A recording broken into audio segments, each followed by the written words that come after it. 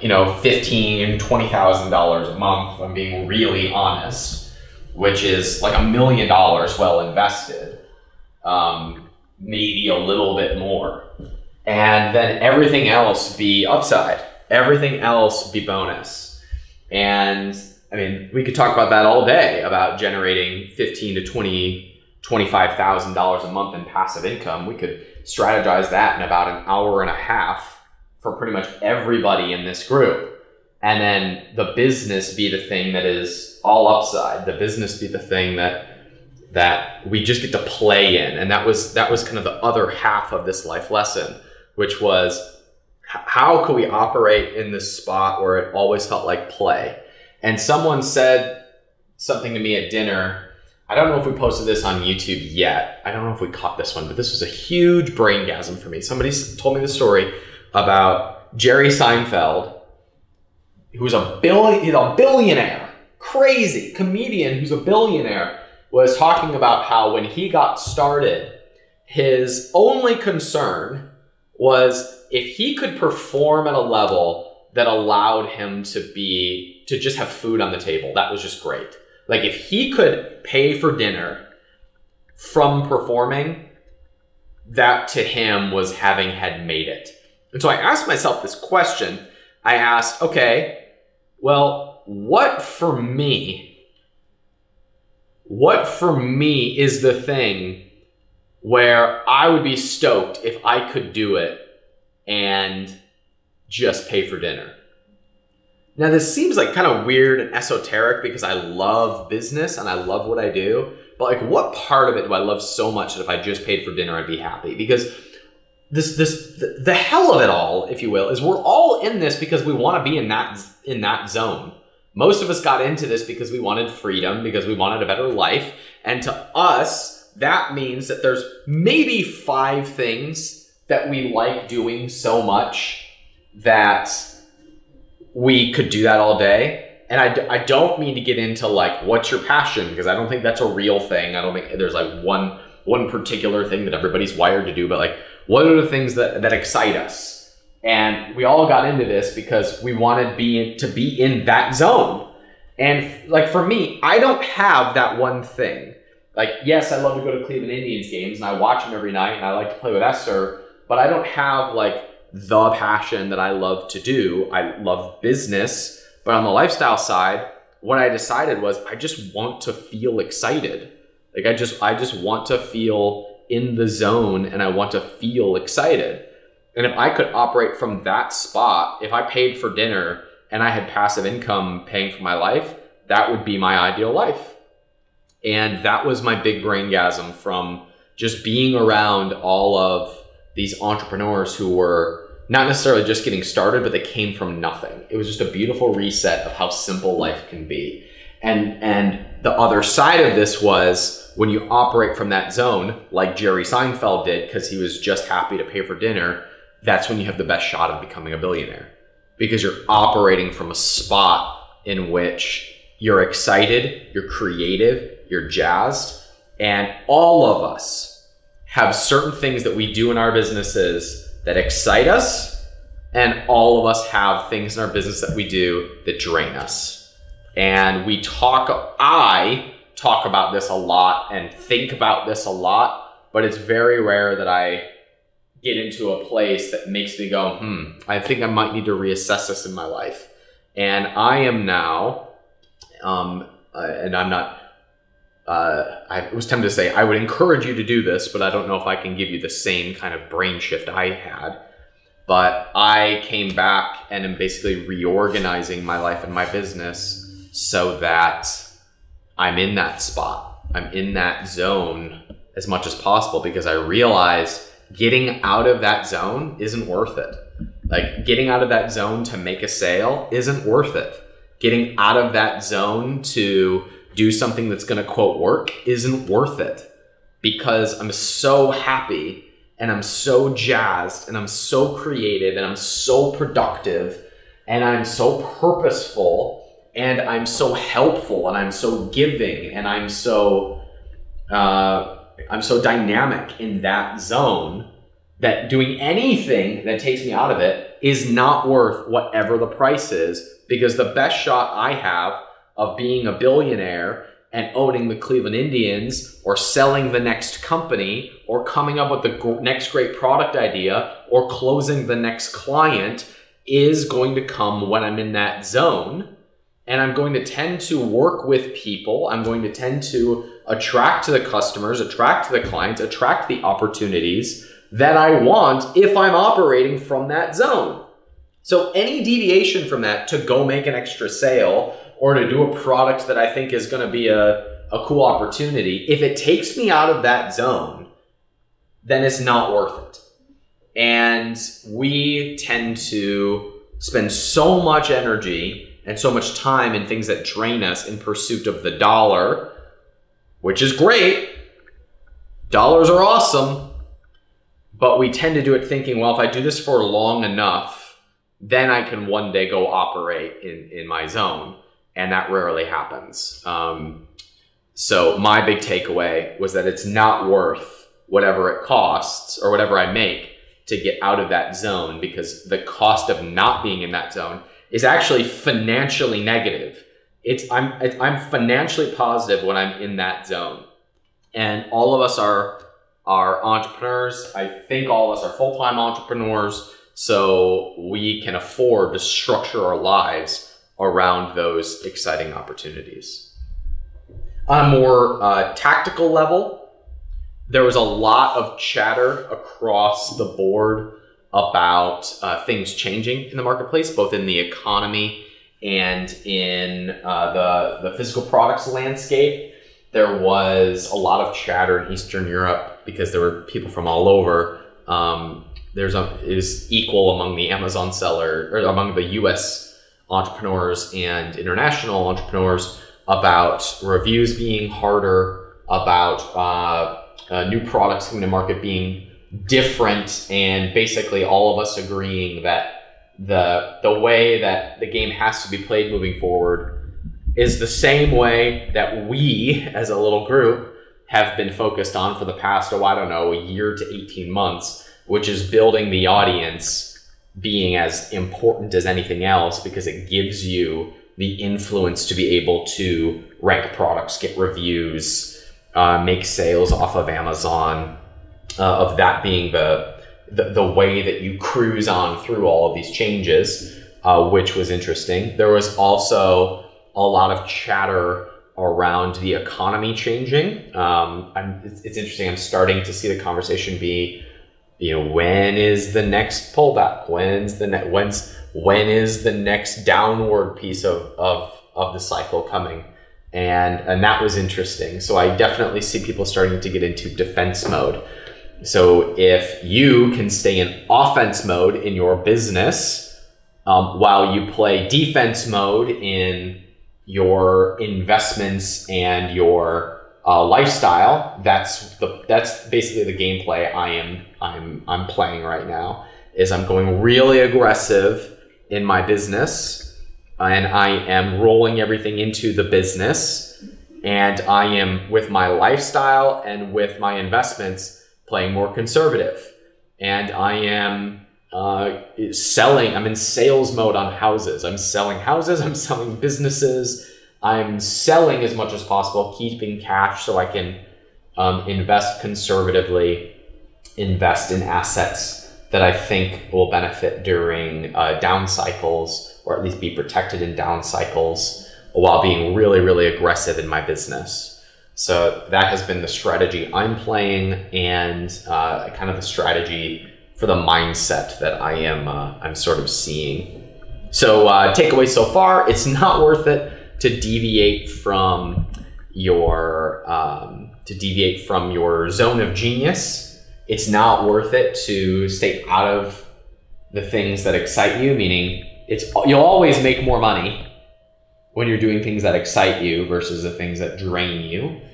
And there's a lot of interesting chatter about changes both in the economy and in the total marketplace. Finally, I wanted to share with you some of the cliff notes of what I shared on stage that people thought was impactful. I have I have kind of a new type of, not mindset, but like an idea that I've been sharing publicly that people have found valuable. So I'll share it with you. I'm still kind of refining the messaging behind it. But for people who don't have audiences and they're looking to build one, regardless of what industry or space you're in, I have been encouraging people to adopt what I'd call the 110-1 benchmark, which is 100 raving fans, 10 personal contacts, and 1 influencer. 1 influencer being somebody who has at least 10,000 followers. And this kind of, what I've been teaching here is if you want to release new products, or you want a piece of content to go viral, or you want new clients, the distribution model to me is having an audience and kind of the minimum benchmark to be able to get a product to be profitable, or know that a piece of content is going to hit, or to get the amount of lead flow you'll need for clients, is 100 raving fans, 10 personal contacts, and an influencer. So the 100 raving fans is based off of, or is built by you participating in the conversation. There's a great video by Gary Vaynerchuk called the $1.80 strategy, which is adding your 2 cents 90 times a day and going in and participating in Twitter conversations, going and participating in Facebook conversations, participating on forums, participating on Facebook, just putting things out into the conversation. For example, my favorite thing to talk about is investing. So I've been posting a lot of content about investing, commenting on threads about investing, and lo and behold, I'm starting to get a nice little following of really successful people who are like, hey, have you looked at this investment strategy before? What do you think? And that's just super fun for me. And maybe I'll monetize it one day. Maybe I'll have a workshop about generating cash flow and investing for entrepreneurs. It's something I'd love to do. I've always wanted to do. Now I'm starting to get a really cool lead flow for stuff like that. Bless you. I believe that was Justin Dyson. So the idea here is to be participating in the conversation that is already happening in your space. So if it's about, if you sell insurance, Sam Prentice, being involved in the conversation on the economy or the stock market, or about whole life insurance or infinite banking or capital warehousing, looking for those keywords and participating in that conversation is a fast way, while also putting out your own content on those same channels, is a great way to start building up those 100 raving fans. If you sell to moms, you have a list of ideas or keywords that people are talking about that you can be going in or have your social media manager going in and participating in those conversations and getting them to follow you for those first 100 raving fans. So that's the strategy for that first 100. When it comes to the 10 personal connections, the story that I like to tell is on one of my businesses, Fox Brim, kind of our ideal demographic. One of my best friends here in town, her name is Carly. She represents kind of our ideal customer. So sometimes we call her and ask, hey, what do you think about this? She's a personal contact, right? But we send her all kinds of free products. And if I were ever like, hey, Carly, we're doing a launch for marula oil, would you post about it on Facebook? She'd be thrilled, right? It's kind of like this morning, I'm actually looking at it. It's on my desk right now. One of our students has a product called the Keto Brownie, and it's exactly what it sounds like. It's a keto brownie, and it's awesome. It tastes great, and he sends me free stuff. He sent me a box of them this morning, and I'm eating them while I'm on the company meeting, and C Money records it, and I make a commentary about it, and like I'm a personal contact for this guy. I don't get anything from talking about his product. I'm just jazzed that somebody who likes our stuff is doing cool things and is sending me stuff. So I'm a personal contact for him. If he was like, hey, will you talk about it on your next YouTube video? I'm like, dude, I already do, whatever.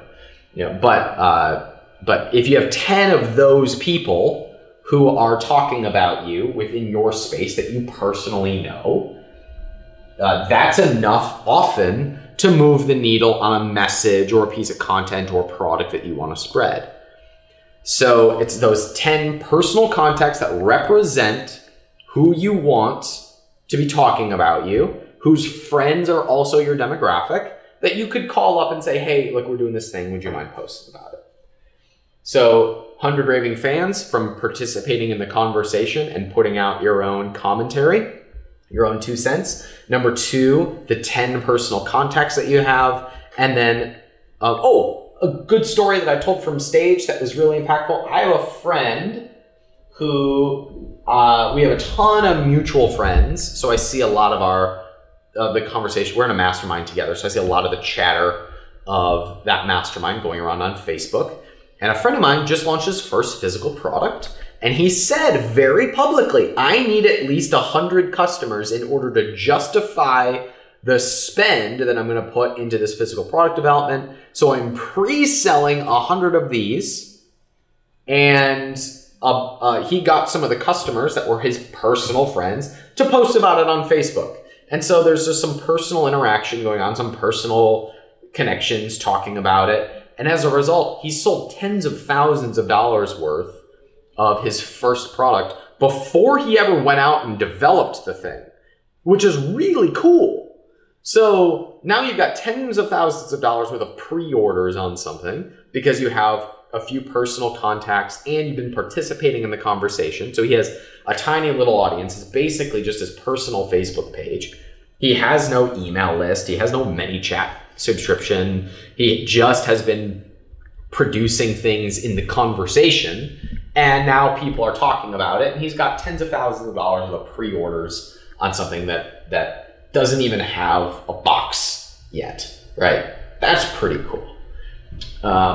So that's your 10 personal contacts, your 100 raving fans, and then 1 influencer with at least a following of 10,000 people. And for me, that's going to the YouTube channels that have 20,000 subscribers. It's going to the blogs that have 30,000 monthly readers. It's going to those small to mid-tier influencers that haven't hit it big yet, that nobody's contacting, and you sending them free stuff, offering to deliver value for their audience, offering to be on their podcast, offering to feature their stuff to your audience, and going for the first easy yes. Hey, I'd love to feature your stuff on my channel. Hey, I'd love to send you some free stuff. Hey, I just did this that I know benefits your brand. Something I did recently, I said, hey, saw that you were a part of this organization, wanted to thank you for posting about it. I just made a $100 donation to them. Or you could say, I want to make a donation to them. Do you have a connection to someone at the organization? What's the easiest yes possible to open up a conversation with those influencers that you want to be a part of? If you've got 100 raving fans, 10 personal connections, and 1 of those influencers, that is your minimum viable audience to have launches, to have promotions, to have content go viral. That's when you are doing enough to, quote, have an audience, and that's where the scales start to tip and where you are really starting to do damage. I love to do this stuff. This is my zone of genius, which kind of completes the loop of why I've been thinking about all this stuff. If this is not in your zone of genius, then one of 2 options. 1, ignore everything I just said for the last 20 minutes and just do the things that are your zone of genius. Or number 2, hire somebody. Hire somebody to where it is their zone of genius to be doing this stuff. Because if business is very simple, it's having a product and it's distributing that product. And the way you do that in 2018 until probably 2023 is building an audience or communicating that through an audience, whether that is your audience or somebody else's audience. And if you're not doing that, you're going to have a really hard time getting through the next plateau that you hit. So completing the loop, I learned this week to stay in your zone of genius because it's not worth it to come out of it in pretty much any circumstance. I learned that a lot of the chatter is on things are changing. And number 3, the way that you're going to grow through all changes in business is by having raving fans. And I think the minimum viable audience is 100 raving fans, 10 personal connections, and 1 influencer. All right, I will take your questions on this after we talk to Mike Zagare. Mike, go ahead and unmute yourself. Say, hey, I want to hear what's working really well in your business right now. Thanks. Was I ranting for half an hour? Yeah. So tell me what you mean by that. Do you mean in terms of getting the right people helped you scale up, or was it something in the service itself that made things easier? Yeah, and when you say you taught them the system, do you mean this system to work with clients, or do you mean what do you mean by the system?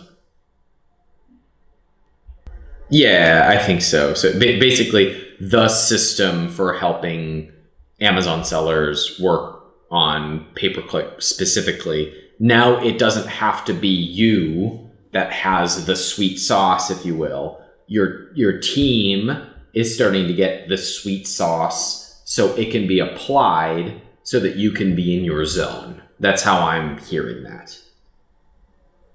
Yeah, so I'm sorry to interrupt, but I'm about to braingasm here. So what you just said was that you had kind of a sweet sauce, you had a system in your brain when you communicated it to a team member. Now they've got it, and you can apply that to multiple people, and now it's scalable so you can be in your zone, even if that zone means meditating on the beach. One of my mentors, Kevin, says the biggest thing holding back entrepreneurs, particularly entrepreneurs who are at our level, is that we're too busy. And we're usually too busy because we think that whatever we're doing is unique to us.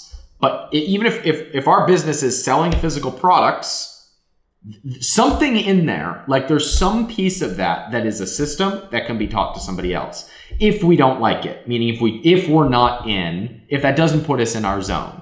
And the question I like to ask right now is, does this activity take me out of that, or does it put me into that? And we often think, well, I'm the only one who can do X. But in reality, we're just the only one who has done X. And we just need to communicate that and document that, whether that is sales or it's the system that is working for somebody else, like applying to clients, or it's developing products or whatever it is. There's some piece of that sweet sauce that is a system that can be given to someone else. I apologize, Mike. I cut you off. Keep dropping gold. Yeah, and when you can operate from that spot, you realize how simple and enjoyable life can be. And when you're not in that spot, it's really easy to be operating from that mentality that is in defense mode, that is in angry pants mode, as I would call it. I have angry pants Ryan and I have happy Ryan. And when you're in angry pants mode, everything is a burden. Everything is a struggle. And when you're in the zone, everything about your business just feels like flow, like it happens automatically. Take us home with an outro. Hey everybody, thanks for watching / listening to the show. I really do believe that if you stay in your zone of genius, you are a better person and you make more money. That has been the case for me. And I don't have like, if I could only play baseball all the time, I would be happy. I don't have a passion, right? Except maybe telling bad jokes that no one laughs at except my 3-year-old that makes me feel like I'm funny. But anyway, see, that was a bad joke. That was a perfect example of one right there. I don't have a thing. I don't have a passion. So I don't have that thing of like, find your passion. I don't have one. I've got a feeling that I pursue, and my feeling is that creative giving zone. And I know that to be there, The things that tend to make me feel that way are when I travel, when I'm in a new environment, when I'm having great conversations, and when I'm around people. So if I can be in that place and creating and giving, it doesn't matter what happens on the other side of it, because if you gave me 10 million more dollars, my life doesn't change. I still want to do those things. So what's the thing in your life that if it showed up, if you had 10 million bucks, your life wouldn't change all that much? And if you can build your business to support that, you've won. That's when you've got it. Now, sometimes that is the business that you're in, but there's activities that take you out of that zone. Your job is to get rid of those things so that you're always in that zone. Otherwise, things break. Like, there are things in your business that if you don't do them well, the business will break. And you've either got to focus on those because they're your zone and they make you enjoy life, or they need to be handed off to somebody else. A great example of this in my life has been, there are days when at the end of a workday, I am exhausted and I just want to eat carbs. And then there are days when I'm so much energy, I go to the gym and I PR. Same amount of work. In fact, I probably worked harder on the day when I go to the gym and work out afterwards. But energy is created when you're in that zone. So if you can go to the gym and PR, if you can go home and be present with your kids, those activities are the things that you need to be focused on. If you're going home at the end of the day and you're exhausted, something in that day took you off. And this is hard to believe, but there are people for whom it is their zone. And you need to go systemize that thing and give it to somebody else, or just not do the frickin' thing. Because if you're in that zone, there are other things that show up, create way more value than the thing that you're grinding at doing. All right, hey, if you know somebody who's grinding too much, share this video / podcast with them. Thanks for watching / listening, and I'll see you guys on the next episode.